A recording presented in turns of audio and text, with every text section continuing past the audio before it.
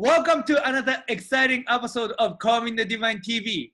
My name is Yujiro Seki. I'm a director, writer, and the producer of the documentary Carving the Divine.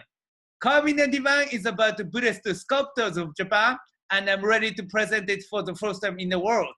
But before I do so, I thought it would be a great idea to introduce basic concept of Buddhism and the history of Buddhism, so that when you guys finally watch my documentary, you guys can watch it at the maximum value.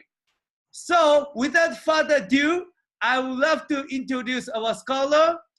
He is generous enough to come back to us over and over again to share his wisdom and knowledge. So I'm really excited to have you, Frederic, Mr. Frederic Hewett. Welcome back. Thank you, Yuji. I'm happy to be back. Awesome, awesome. So, Frederic, today we're going to be talking about this new era, Meiji Period. So, 250 years of peace is over. Now, we're going to have a new era. And during this era, there was something going on with Buddhism as well. So, please tell us about the Meiji Period and how everything was back then. Yes, so the Edo period, as you just mentioned, it was 250 years of peace in Japan, and that was self-imposed isolation from the rest of the world.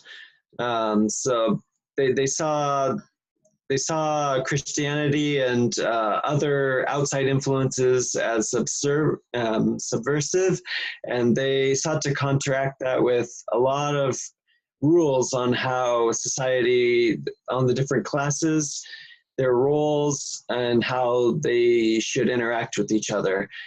This was ultimately challenged around 1854 when you had the Kurofune, or the black ships that arrived from the US Navy. And this combined with the overall period of colonialism in Asia, where the British, the French, all European nations were seeking to colonize East Asia. So the Americans, they sought to open trade with Japan around 1854, and the Japanese, they were surprised with the superior technology. You have steamships and cannons that came by, and this was a very serious challenge to the order of the military government, the shoguns, that had ruled for that almost 3 centuries. So there was internal strife in Japan over how to address this external challenge, and ultimately the shogunate was overthrown, and they restored the imperial system, the Emperor of Japan, who they called Meiji, or the bright, illustrious rule of Japan. So this was about 40 years of rapid industrialization in Japan, where they tried to make sense of the international order of things and how to compete with the West on its own terms. So they adopted the government, the technology, military. They examined how to structure themselves as a nation.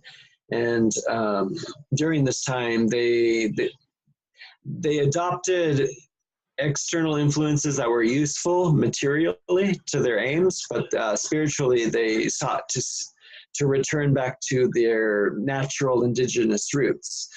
So this is the time that you see the rise of state Shintoism, Shinto being the way of kami, or the gods of Japan. And they underplayed the role of Buddhism, which they saw as a foreign religion.